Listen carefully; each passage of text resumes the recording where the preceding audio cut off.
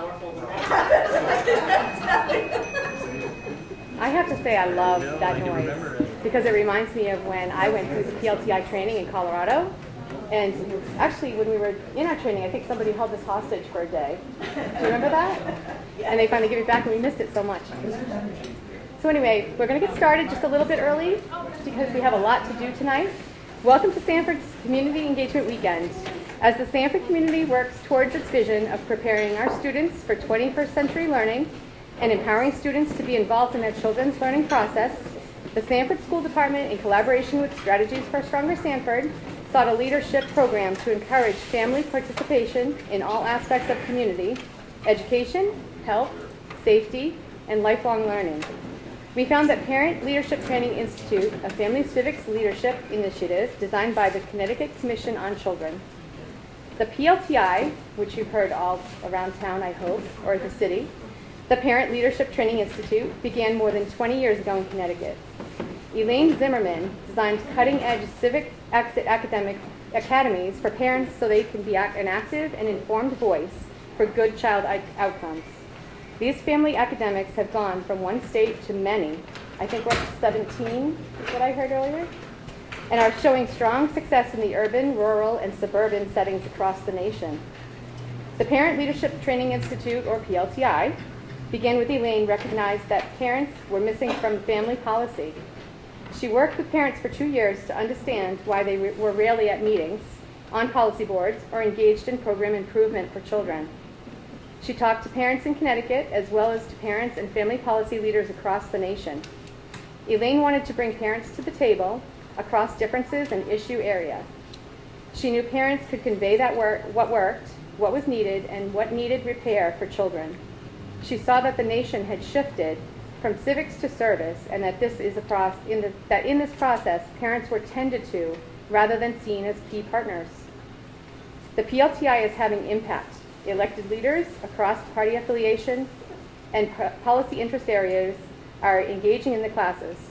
Parent graduates are now improving neighborhoods, changing policies, and sitting on various councils and boards. We actually have a local graduate that's running for school board in Acton. More parents are offering their views in public discourse for children. Children are seeing their parents believe in civic society, and some are joining in parallel classes for children using children's literature as the storyline. The National Parent Leadership Institute is replicating the Connecticut PLTI model across states. Elaine serves as the director. Patti Keckeisen is the program implementer for the national expansion of the PLTI, working with leaders across small towns, cities, states, and sovereign nations to embed family civics leadership. She also works with us here in Sanford. Patti's business background is in the consumer products and pharmaceutical industries in systems and data analysis. After she trained as a parent in PLTI, she left her work in business to lead the PLTI of Danbury, Connecticut, and become a state and national trainer. Please join me in welcoming Elaine and Patti.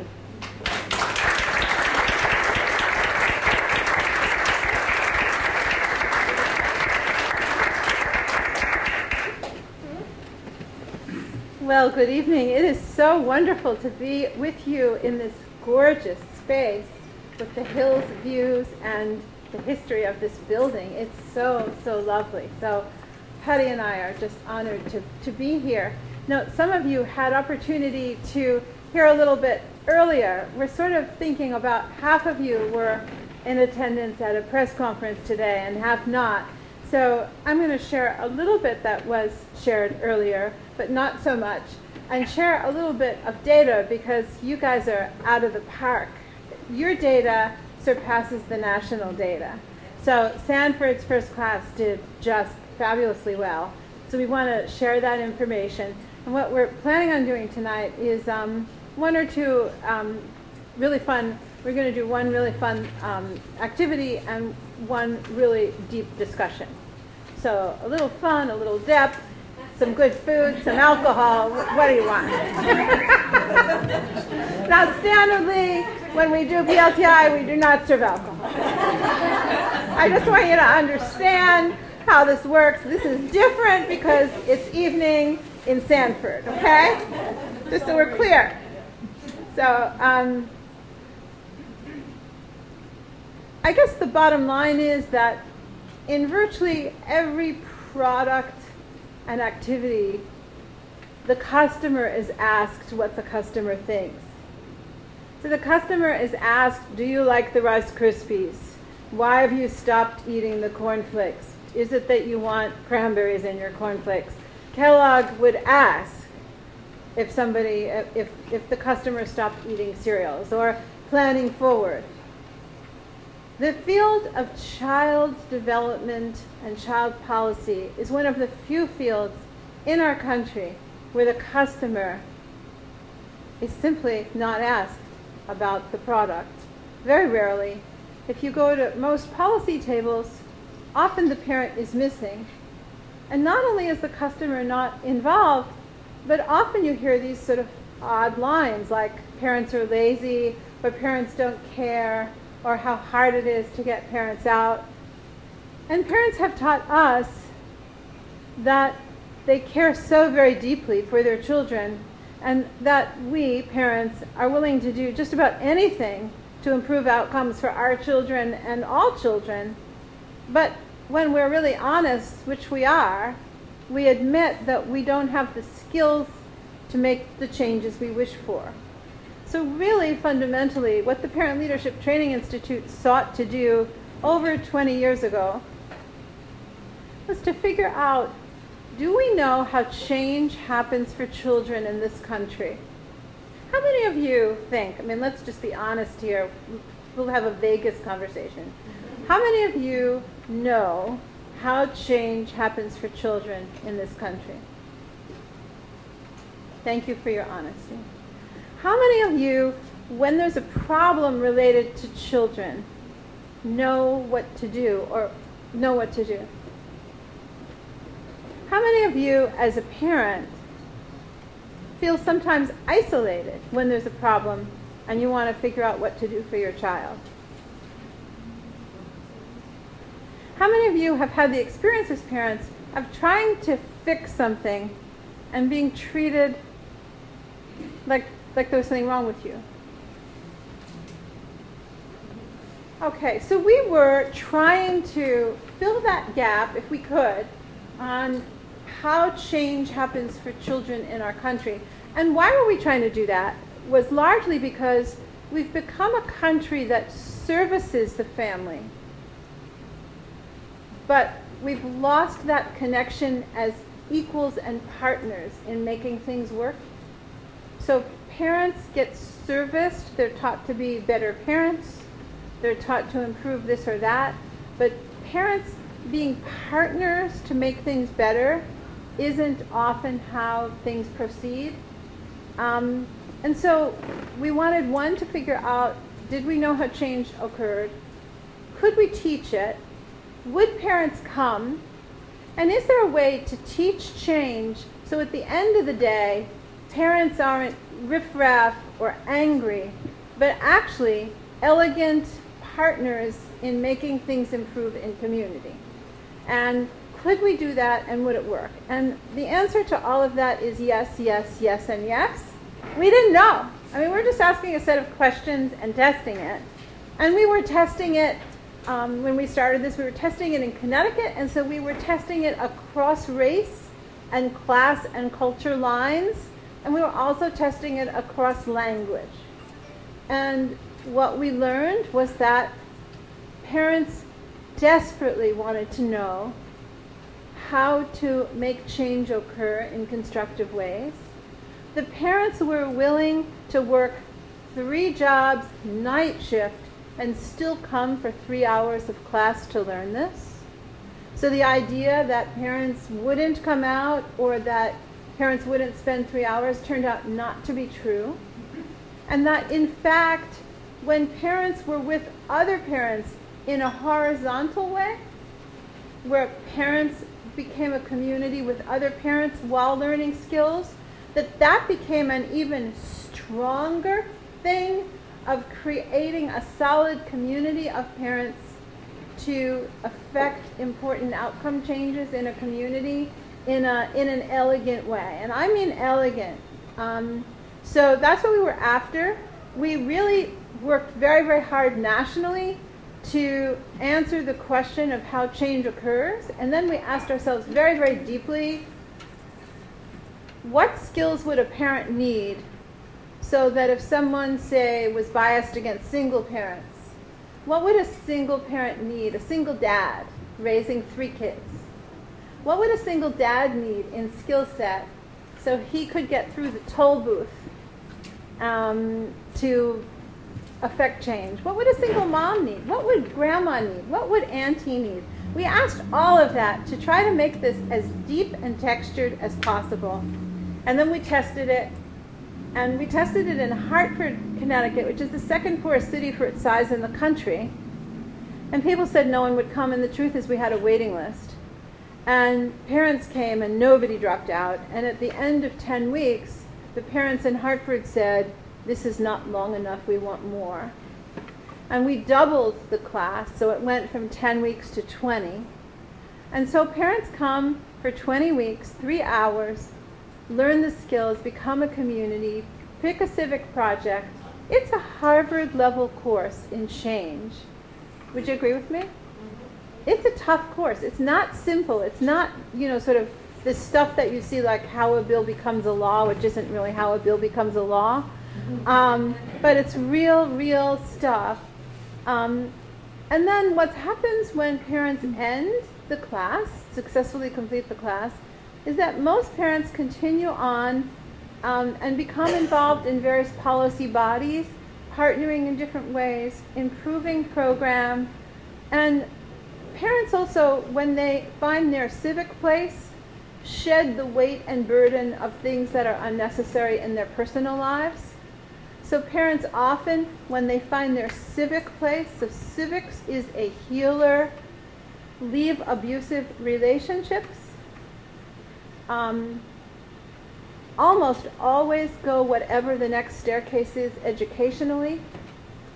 We have one class we just learned in Rhode Island that they went from 50% unemployed to 100% employed by the end of the class. So, so what we've seen is that civics isn't just learning a simple thing, it's actually learning where you fit in society and becoming part of a group, all for children. And so we are so pleased and honored to be with you because Sanford is the first city in Maine, the first town in Maine, to take this model. And what I want to share with you, ever so briefly, because I know, half of you were here earlier, is that the outcome data from Sanford's outstanding. So of the parents who attended, when they started, when asked what to do when problems arise in a community, parents said somewhere between none of the time and some of the time they knew what to do, but after this class, it's most of the time. Understanding how service systems work in Sanford, originally, essentially, none of the time did people understand how the service systems work. At the end of the course, most of the time, parents knew. I make sure I have regular involvement with people who are providing services in my community. It went from some of the time to almost all of the time. In terms of skills and activities, consensus building skills, parents said when they started that they didn't know how to do this. At the end of the day, at the end of 20 weeks, parents said that they practiced consensus building skills weekly. What we saw was in terms of understanding how state government budgets are made, when you started, 0 understood. When you ended, 90% understood. How state laws are made, when you started, 20% said they understood. At the end, 100%. Do you know who your local representative is? 40% knew. At the end, 100%. Do you know who your elected representative is for the state house? 50%. At the end, 90%. So in many instances, the skills more than doubled. The outcomes are pretty stunning. The civic projects are already having an impact, ranging from cleaning up Sanford and getting the town and businesses to contribute supplies for a cleanup, to a major partnership with over 60 businesses coming into the schools to talk to middle and high school kids about career choices, which is now going to be repeated every year. Parents will not from this end up setting up unnecessary nonprofits.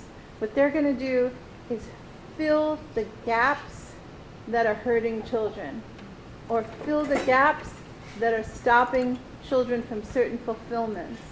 They're the ones who can help create a more seamless system because they know the knots in the system.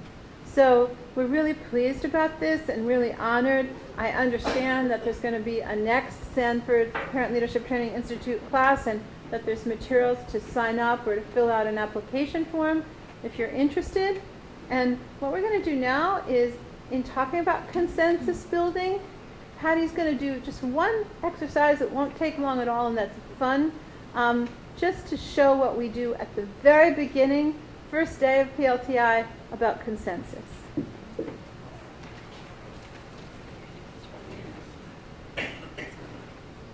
Hi everyone, I'm Patti Keckeisen.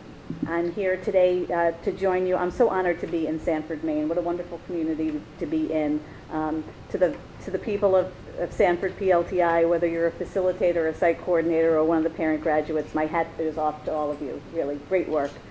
Every group that comes together has to have some ground rules, right? We have to sort of know how we're going to operate together. And so what we're going to do today is a really quick activity that's about ropes. And in PLTI, ROPES means something, right, graduates? Yes. Yes. And so the R is for respect, the O is for being open, the P is about participating, the E is about escuchar, which is to listen, and the S is about a safe and sensitive community. And so I'm going to trust that we're going to be able to do that here. And so the next activity will sort of take us through it. I want you to stop for one moment and think about the community in which you grew up. Okay, it could be right here in Sanford or in Springvale, or it could be elsewhere. Right? I've got a Connecticut girl over here, right?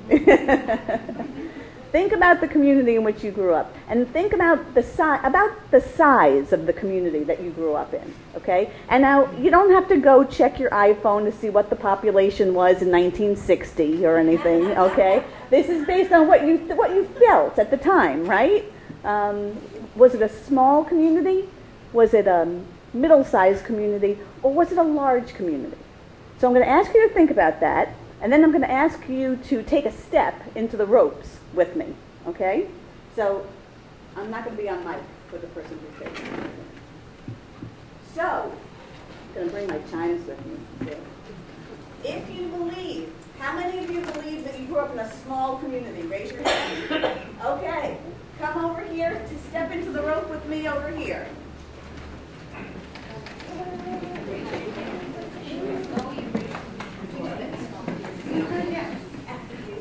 Okay. I'm going to ask you to step into this far rope. There's a lot of you. If you grew up in a medium-sized community, okay, come over here into the yellow rope, please. Medium-sized community in the yellow rope. Thank you so much. You'll have an instruction in a second. Hey there, buddy. Hello. And for the rest of you who grew up in a large community, please come into this rope right here. In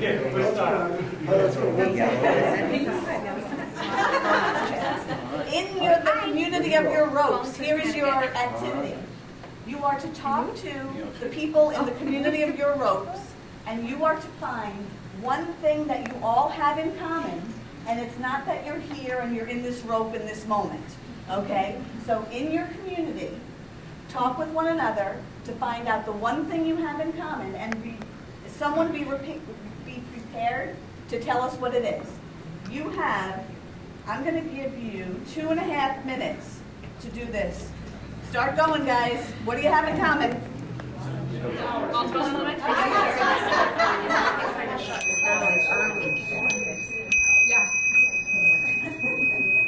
Breaking the windows.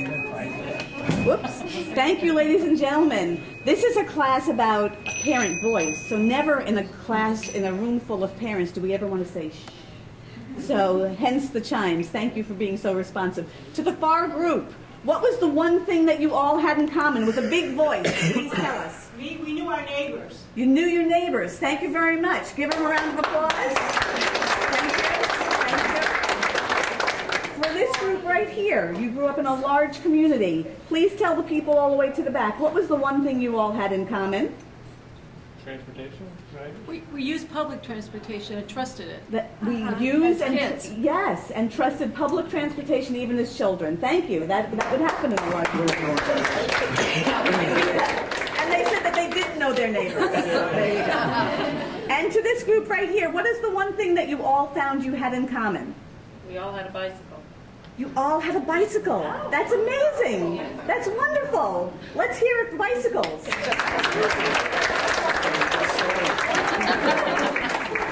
Now I'm going to ask you to move back so that we can include, we're now crossing over the ropes, okay? We're making one large community. We're all moving back into the food area. It's a good time to take a snack, folks. We're moving back into the food area.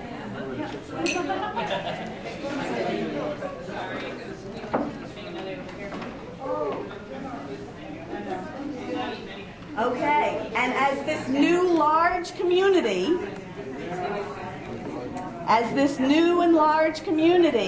okay, may I come down? Yeah. That's the height I need. In my mind, I'm not tall. It's a wireless one. So, for this new community, okay, we're actually going to pull away this rope. Okay, we're going to take away the barriers. Yeah, just be careful of your footsies, okay? You need to all talk together. And as this one community, what's the one thing you all have in common that hasn't been said yet before? In this whole community, tell us. What's the one thing you have in common? I'm going to give you 2.5 minutes. Oh, it does? Okay. Are you done? Yeah. Oh, a bunch of overachievers, are you? That's impressive. So please tell us, what is the one thing that you all have in common? We went to school. We went to school. Can I tell you something? I've never heard that said before.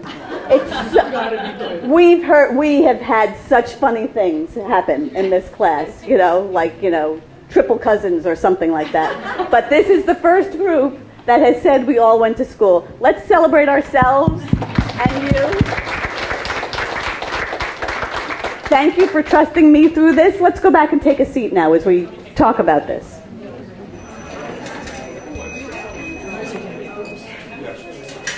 So in PLTI, there's a rhythm to our work. There's a rhythm to our work. This is based on the best adult learning methods. We know that adults need to be actively engaged in their learning in order for the message and the learning to really stick. And it also helps just have some fun, right? So that's what we do in PLTI. We open up with an activity, we go through it, and now let's talk about it. What was that experience like for you? What was that like for you to do the ropes experience in PLTI? Not from the graduates, somebody else in the room. What was that like?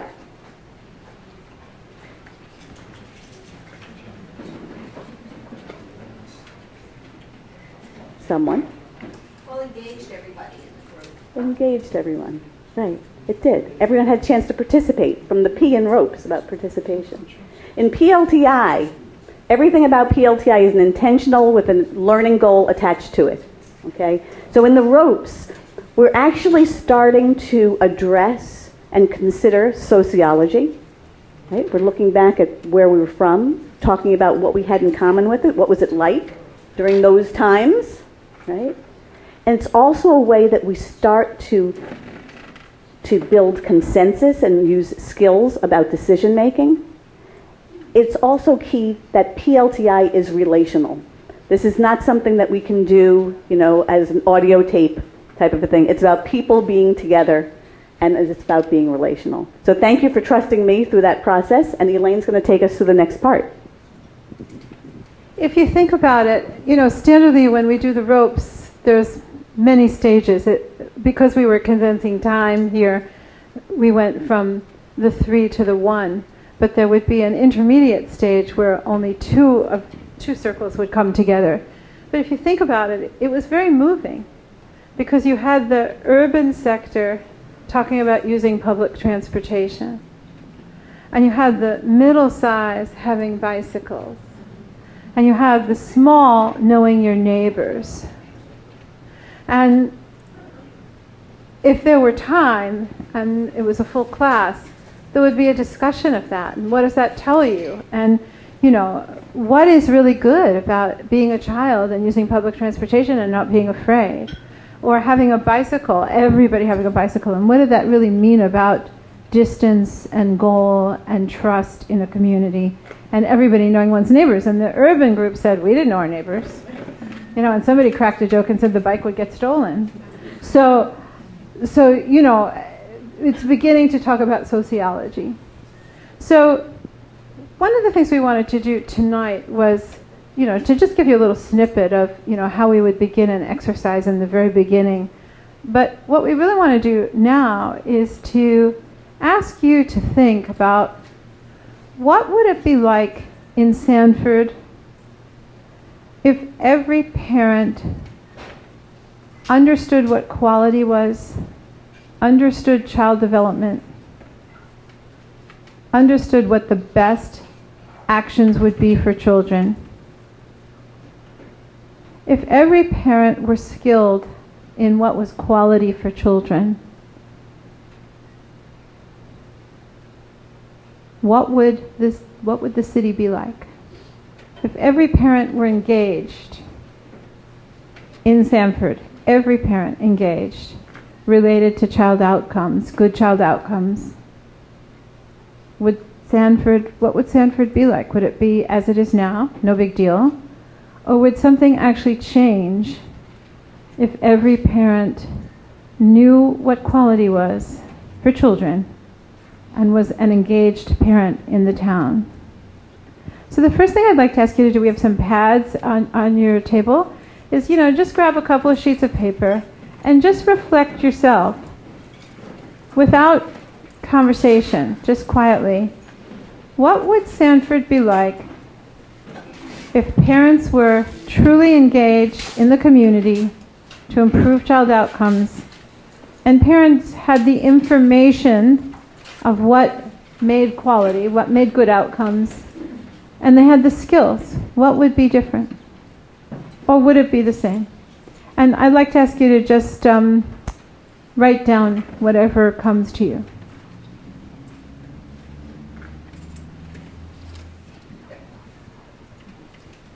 And anything goes. You know, we did this exercise one place, and several people wrote, we would lose our jobs. Okay, there you go. So, okay, you're resigning? Okay, good. You get to pick a new career. That's really exciting. So, yeah, anything goes. Put down whatever really bubbles out for you.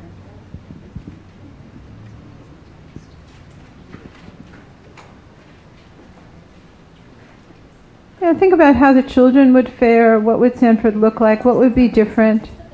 How would agencies look? What would be different? Parenting is first in my life. You guys are second.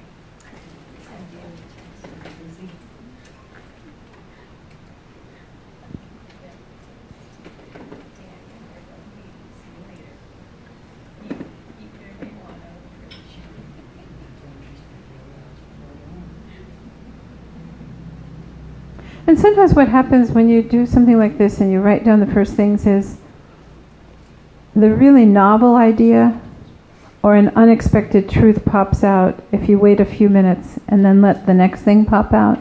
So listen carefully and see if anything else comes out as you're thinking about it, and write that down.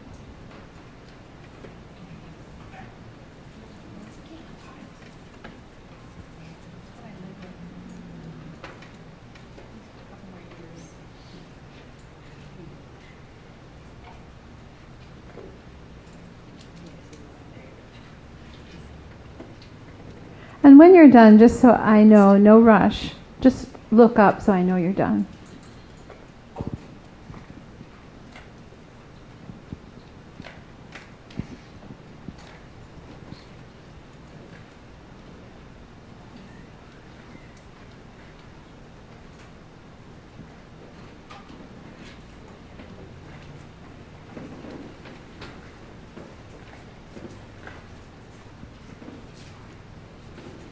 Okay, what I'd like to ask you to do is I'd like to ask you to find someone either at your table or in the room that you don't know. And I'd like you to have a conversation about this for 5 minutes. So, the energy was great in this room, really great. Can we get a volunteer from each table?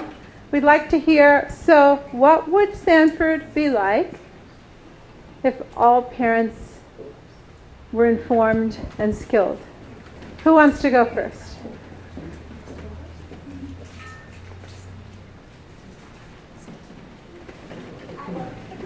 We have a taker? Okay, and you're from Wallingford, I heard, right? Originally from Wallingford. I live like 2 towns away from Wallingford, in Hamden. Yeah, really. So this is Courtney White, and Courtney, would you be willing to stand up, take the mic, and share? And you don't have to share everything. What you want to do is share your sort of like big ahas. So not everything. Okay. Let's give a round of applause for Courtney. So my group and I, we came to a realization that we feel communication and dialogue is a really key piece, that if the families were all on the same page and understanding what their rights were as parents, that this would strengthen the town in many different ways. Schools would be stronger, communication would be more effective, families would feel more in control and united. The community would have more engaging activities to bring everyone together, decreasing unsafe behaviors and challenging behaviors within the community. And a lot of it was really just making sure that the parents know that they're validated, they're heard, and that they're not isolated. They are a team and a united front. I know, I'm a fast talker. Might be a Connecticut thing, I don't know. Yeah, it's a Wallingford thing. So why don't you say it like one more time, a little faster. A little faster? Oh, if I start talking really fast, trust me. I want to taunt Ed, so do it faster. Ready? Because it's not this is a game now. Let's go. All right, so you will be talking a lot quicker, the schools will be better, you'd have a lot more engagement in activities, the area would be safer. We got it. What else did I say? I don't know. Families would feel more united and in control.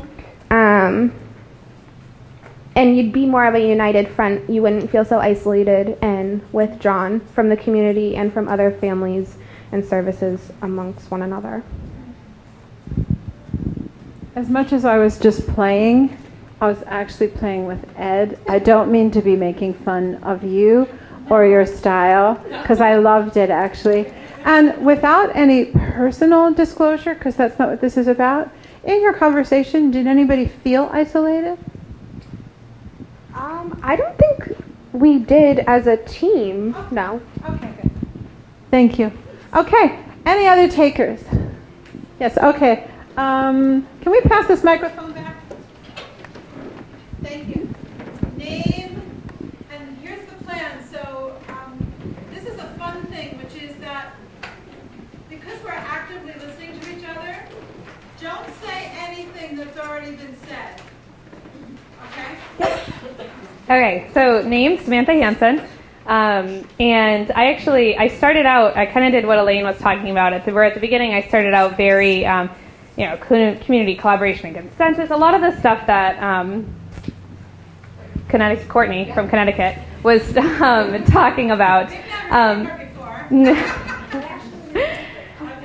But then I kind of switched gears as I started to head down my list. I went bullet point style, and I ended up towards the bottom with all the way at increased property values, increased revenue for the city, and increase in business as a result of community engagement and parent engagement and parents being seen as partners. Wow. So an economic gain. And could you share just for a second why? I think it's a matter of, I think because parents being seen as partners and parents being involved in every aspect. Just it touches every part of a community, from the schools to the actual parents who are engaged and educated in civics and parent engagement. You've talked about the personal gains that they get themselves. That improves their family unit.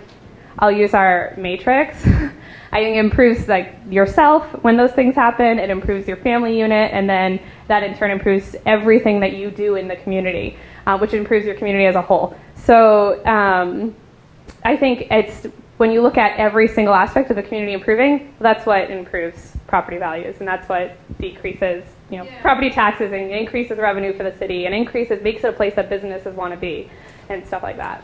That's great. Okay, thank you. So we're going to get rid of social isolation, and we're bringing up property value. Any other volunteers? Over here, let's pass that microphone. You don't need the mic. For those of you who don't know me, I'm Jim Golan. Not to repeat those wonderful comments, and for those of you who know me also, one of my favorite topics is human capital. The recognition that there's nothing wrong with recognizing that the human capital is by far our most important infrastructure.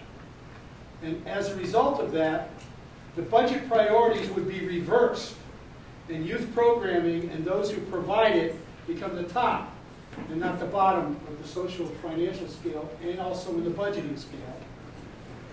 And again, we have excellent human resources. There would be a reduction in police force, a reduction in crime, a reduction in, let's call it idle time, because by becoming engaged those time periods. And the other interesting point to me about is Lori left, which she said there'd be no need for summer recreation programs because parents would stay with their children rather than dropping them off and going off and doing something else. And I thought that was a very interesting point. She runs a huge summer program here in the city, and parents will drop their kids off and they go off and go fishing or go do something else. Why not take your children with them? So she'd have to come up with a new career. Well, 3 out of the 4 people would be unemployed at this table, happily. Yeah, so it'd be a great opportunity to redesign that. Somebody told me I'd have to get another career, and I wasn't prepared for that. Yeah, okay, great. So the benefit of social capital would really have a profound impact on the community. I believe so. Okay, any other takers? Volunteer? Come on, Rachel. You know you We got, okay. Rachel. Well, actually, you and I had a similar thing. Okay, hi, Rachel Phipps. We had an interesting discussion. Joan and I had a similar, I talked about, the first thing that came to my mind was equity, that there would be more equity, just different than equality, and Joan said there would be a more equal playing field, so that popped up twice. And then as Sam said, kind of dug a little deeper, what came up was that there would be more joy, and creativity would abound, and there would be effective problem solving. But there was an interesting conversation too about the fact that one of the things that we might, we talk about valuing diversity and valuing differences, but if we really are coming to this consensus or feel like there is a universal or generalizable idea of what is healthy child development, we might be losing some of that. We might be losing our sense of diversity. We might be losing our sense of difference. Is that a fair way to put it? So there's that piece too of what does that mean? The idea that can we say is there a consensus of what is good child outcomes, or there might be some differences there. So looking at that piece of differences and diversity and within our community. Yeah, good. Anything else, gang? Thank you very much. That's great. Great, and a really important political, philosophical question that you raised. Thank you very much. We're going to give the mic. Would you pass the mic to the man in the green shirt? Yes. Love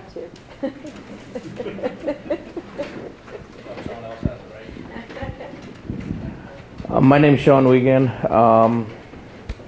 When I was listening to you guys talk about this subject, I came up with almost like a chain reaction of words. And what I started out with was Sanford would become enriched, which would make it empowered. which would make it motivated and which would make it alive. And then while I was listening to you talk more, I started putting definitions to those 4 words, and enriched I had with knowledge and support to create ideas, empowered to be part of change, motivated to make changes, and alive to live with the changes. Thank you very much. It's like a poster, right? Right? You just did the poster and parent engagement. Anybody else? Any other takers? Okay, let's pass this microphone back down there. Well, I like what Rachel said about, happiness, because I'm all about happiness and people starting the day off with a smile instead of chaos, and, wondering if you're going to be fed or if your parents are hungover from the night before, if your clothes are clean, just the daily living skills, and the stress that puts on people, and as a ramification of that, then people start drinking, using drugs to try to release. There's a lot of pain, so there's pain meds, and it just gets into this whole downward spiral, all caused by stress. And so, if parents had the skills, what would happen? Would the stress decrease? Yeah, I would hope it would. So the stress would decrease? Yes. And people would be happier? Yes. That's great. Absolutely. Thank you very much. You're welcome. What table hasn't presented? Right over here. Frank. I was just trying to think of a quick word that would run through all the different things that we had, and the word I got was respect. That there'd be an attitude of respect within people, so that would change the classroom. As there's respect in the classroom, education would be different. It would change as the respect for property, crime, and vandalism would go down, and respect would be kind of a value that would emerge, I think, and affect all things at every level. Thank you very much. Every table had a turn. Yeah, I just wanted to say one thing. My name is Emily. I kind of did mine chronologically and thought of it from the very beginning of parents being seen as change agents or equals. And I always thought that maybe in the beginning, and might be an ouch for some of you, or kind of an ugly comment, but my thoughts are that when parents come together for the first time in a community that may lack parent leadership, there may be some pushback or feeling of some threat from the usual doers of leadership in the city. So I started off with that, was feeling some pushback or from some threat, to then release of stress from the typical doers that do things for children. There might be some sense of release, like, wow, we have a partner in this now. They're not seen as a threat, but a partner in the opportunities for children.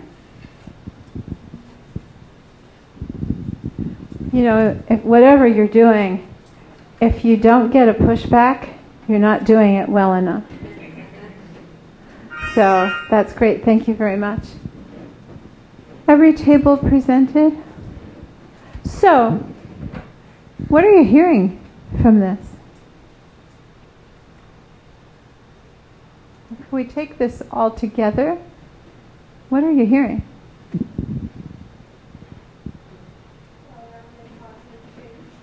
Well-rounded positive change. Parent involvement could really make a difference in the city. So parent involvement could really make a difference in Sanford. Why isn't there more of it right now? Okay. Why isn't there more of it right now? It's work. It's work. It is indeed work. I think that's right. It's really work. Commitment. You guys just created a poem. Really? Were you surprised by your answers? I mean, I was surprised at how fast you got to property values would change. Man, I mean, like second person saying, you know, like the economy in Sanford would change, you know, and then there was the economy of, you know, jobs, who's going to work, who's going to lose their job, what's going to change. And it seems like overall attitudes would change, and safety and overall morale and happiness would change. Nobody was surprised?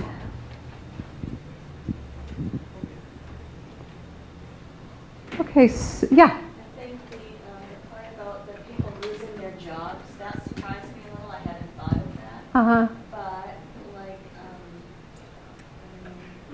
Mrs. Henry, Lori might lose the particular job she has right now, but she's so skilled she could turn that into something. The next thing that was needed in the community. Enhance those children's Yeah.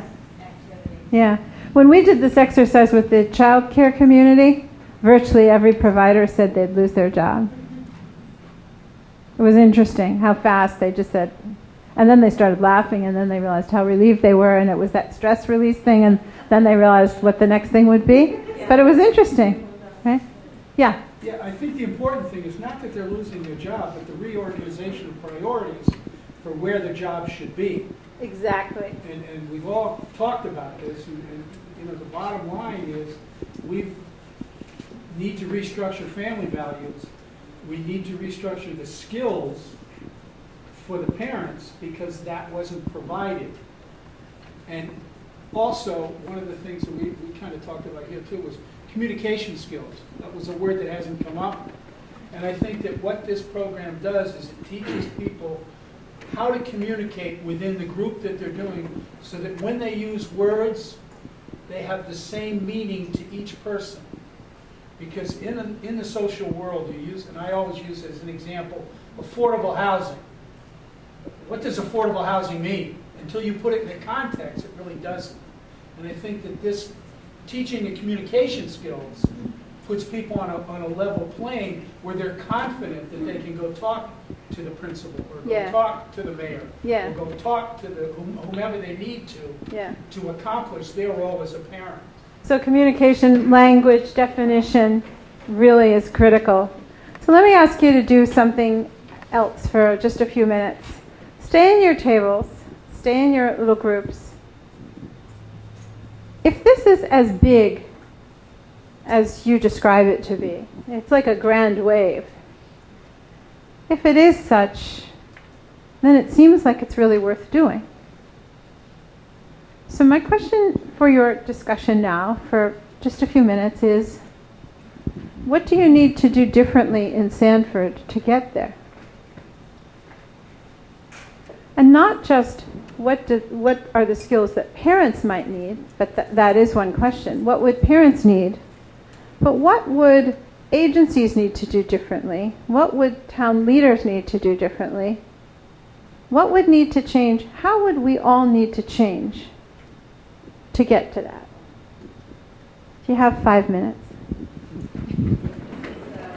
So we're going to do the same thing. I'd like to ask each table to share what would need to be done differently. And if your thinking is the same as the table that just spoke, just say, we agree with that, and we're just going to add one more thing. Okay? So we've already seen that the property value is going to go up. Crime is going to go down. People are going to get to redefine their position and need and jobs in the community based on a very different set of opportunities. What do we need to do differently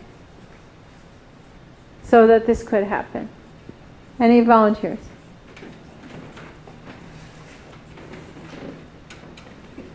We have to trust each other. Trust each other. Okay. And when you say that, is it trust between certain groups? I think between municipal and schools and parents, that we're not out to get each other.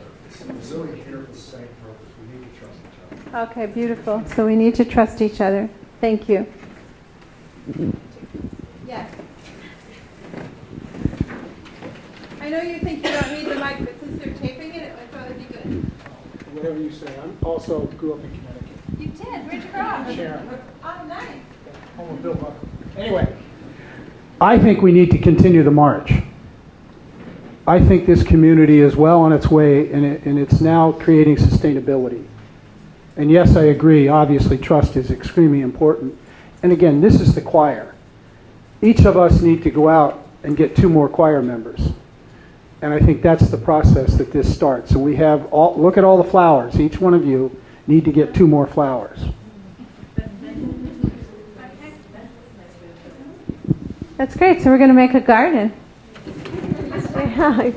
We talked about changing the service mentality that schools and many other organizations have, that organizations or agencies are serving parents, so changing that mentality to parents being partners and agents of change. And then I wrote also that recognizing that each one of us is an expert on our own experience, and as parents on our own child, that we are absolutely the experts, and that so there's the native wisdom that if we shared, I think would help us get there. Great. Thank you very much. Anyone else?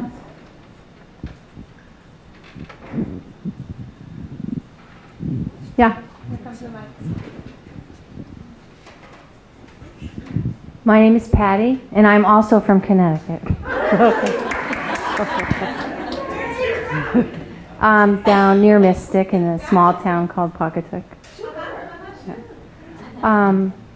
What would be done differently? I think this is an ad for PLTI, so I think obviously PLTI would have to keep happening, but I think the one key measure of how it should be done differently would be bring PLTI to the community instead of asking the community to come to PLTI. So what did I just mean? Okay, what I meant is, so we met in like the Department of Education facilities, but we could bring PLTI to the community center in an area where there's probably, I don't know, you know, not me, how many apartments around the community center.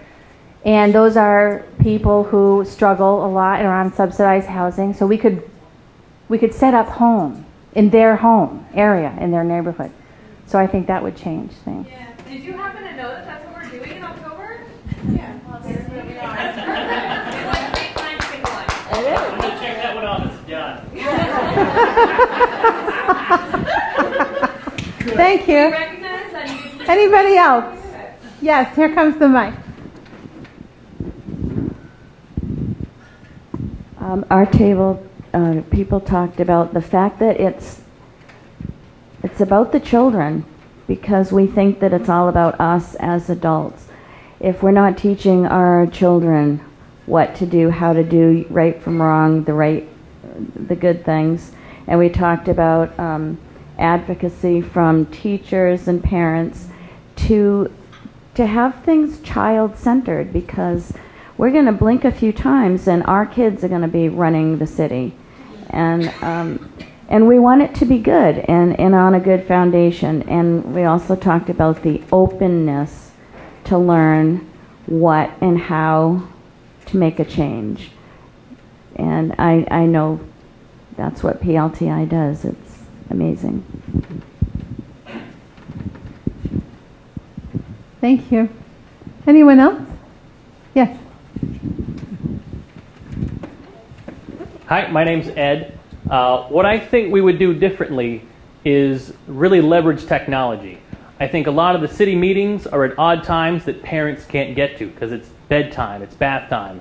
I think a lot of the strategies meetings or the other board meetings are all at odd times, and we don't publicize the minutes enough. They're on a website buried 15 clicks down into the school website.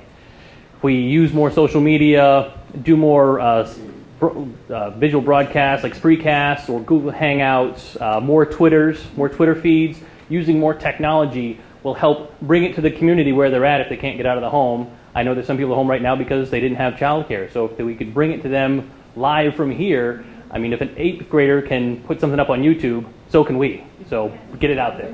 That's an assumption. So we use the 8th grader to get it on YouTube. Thank you. There you go. Thank you. Anything else? I would just add value. bottom line that everybody needs to value everybody, and I think that's a big problem. It doesn't happen. Okay. That's a big one. A big chasm. Value everyone. Thank you. Anyone else?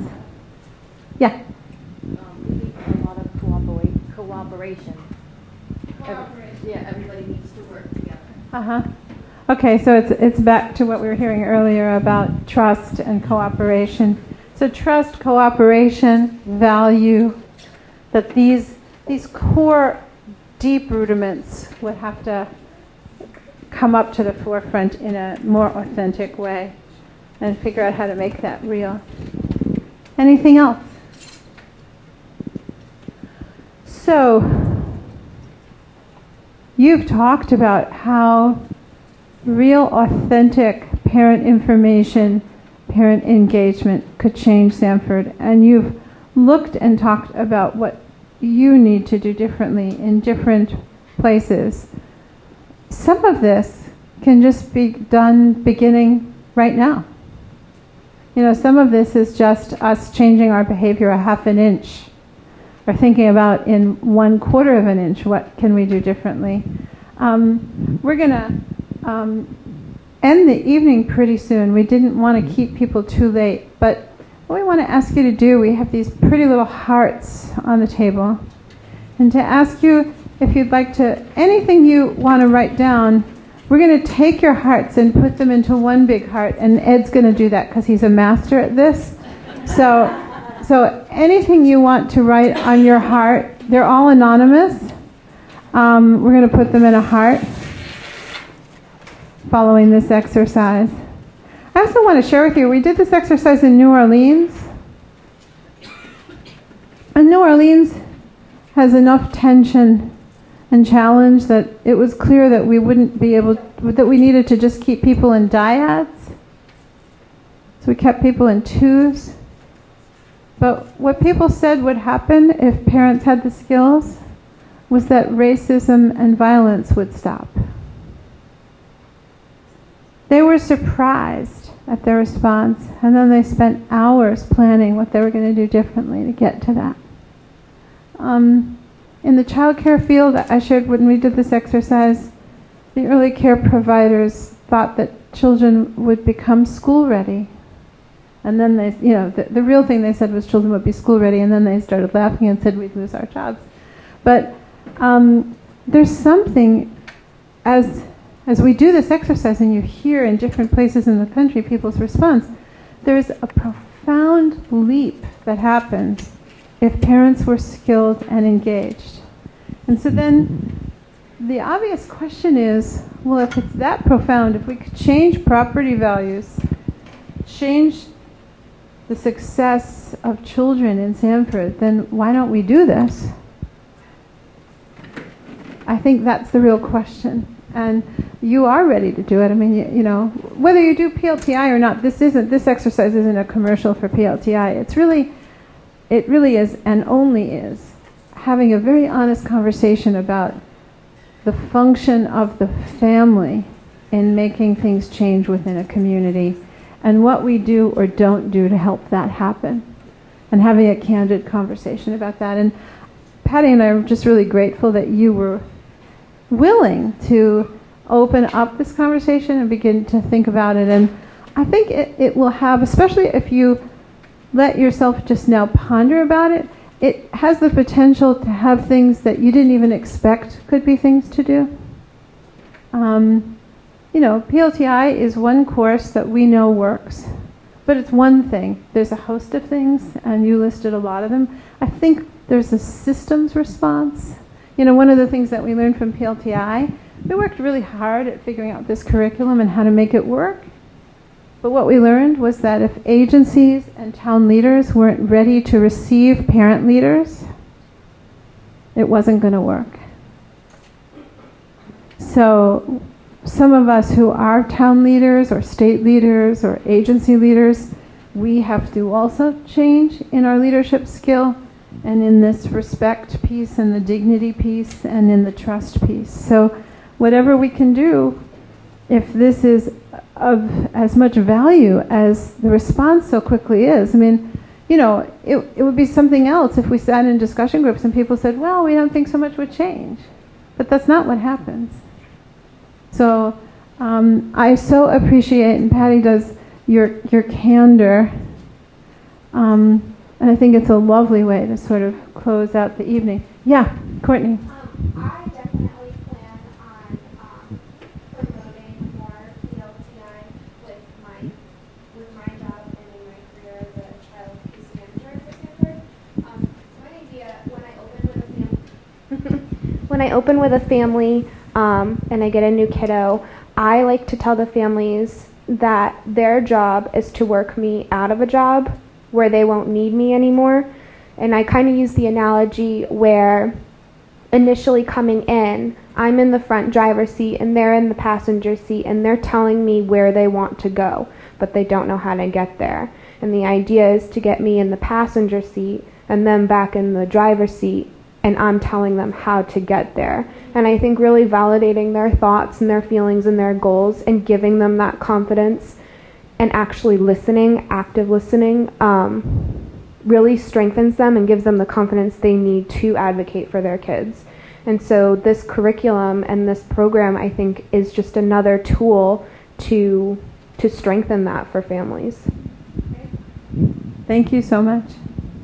So, Ed, would you collect the hearts from the tables while we're hearing any final comments from people? Rachel.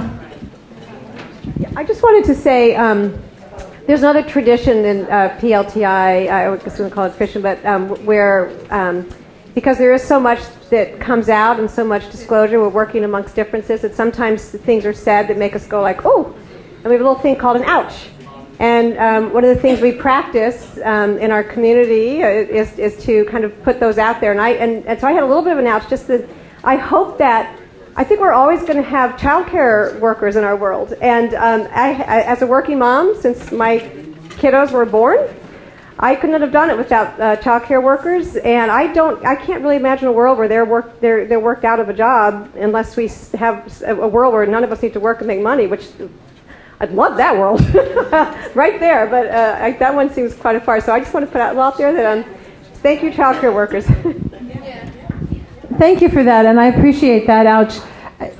It was really something to hear the field, though, say, oh my gosh, of course we would need them. I mean, women are working. So, but children would be school ready, and what the field got was that they were a little threatened at parents being skilled. But I appreciate your ouch. Thank you very much. Yep. I think that from the perspective of being somebody, maybe sitting in that principal's desk or agency desk, I think that there's a lot of experiences about that you might have had because a parent comes to you and they are speaking from their heart about their needs for their child, their special child. And while you can listen, I think that it's difficult because you're trying to figure out how to stretch the resources across everybody's child. And until there's the heads of these public services have the other kinds of experiences where parents can understand the needs of all the kids and can bear some of the responsibility for seeking solutions for all the kids. I think that once that transition happens, it will build some momentum and the threat issue will diminish. So the collective impact here really matters. And parents being able to understand all the kids. Yeah. Still keeping their kids obviously in the center of their heart. Right. All of the kids. Right, and that's where leadership fits in. Okay, thank you. Anybody else? Okay, well, we're gonna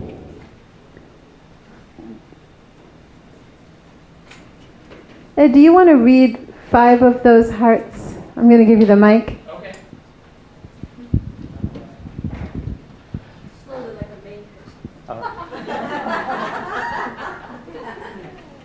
So, dude, what you got here brought up is you're not alone. No. No. So you're not alone. So I think that's something we all need to hear. Let's see. Keep trying. Don't get it right the first time. Keep going. Keep trying. Remember to smile. I love that one. Step out of your comfort zone, and it takes a village. Not just Springvale, but Sanford too. So thank you very much. Thank you for the evening. If people want to hang out, eat some more food, get a drink, that's just fine. And thank you so much for doing this with us, and we're so glad to meet all of you. Patty, you want to say anything?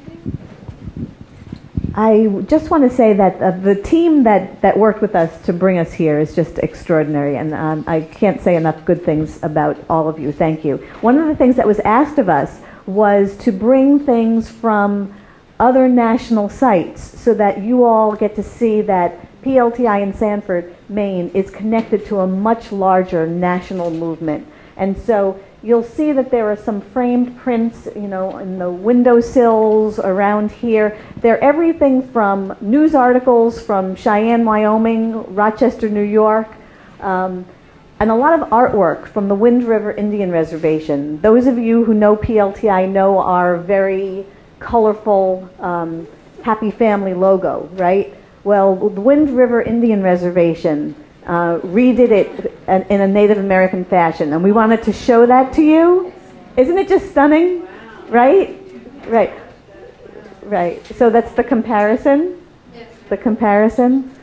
And then the artwork too on the back of this one reflects their culture, because it reflects back to the time when children were taken from Indian families and put into boarding schools. And not allowed to have their culture and language. 100 years ago, our grandparents were taken away from their families, were punished for speaking their language. No relative was there or able to speak up for them. History will never be repeated. Today you have the power to be an advocate for our children. Reclaim your voice. Join the Parent Leadership Training Institute. And so PLTI, we try to reflect and honor the culture that we're in. And so so if you look around, please notice that, enjoy that. Note that there's materials in the back. I'm sure Kristen is going to close this out with exactly that. So Kristen. I just wanted to come and stand up front again. For those who know me, that's really crazy. I just wanted to say thank you to Patty and Elaine very much for coming tonight and for agreeing to come up and do all of these crazy events in the next couple of days. We'll be at the Farmers Market tomorrow from 9 to 11. And I just wanted to tell you both that we have beautiful hanging plants, one for each of you. And all of the centerpieces and the flowers that you see everybody wearing were actually made by the Horticulture Department at SRTC, which is the Sanford Regional Technical Center. And on the back table where we have our little packets for PLTI, there are also, little kind of like a plant sale flyers that you can pick up if you're interested. So all this was made by kids at the high school. So it was pretty cool. So, yeah. So thank you again, everybody, for coming tonight. And round of applause.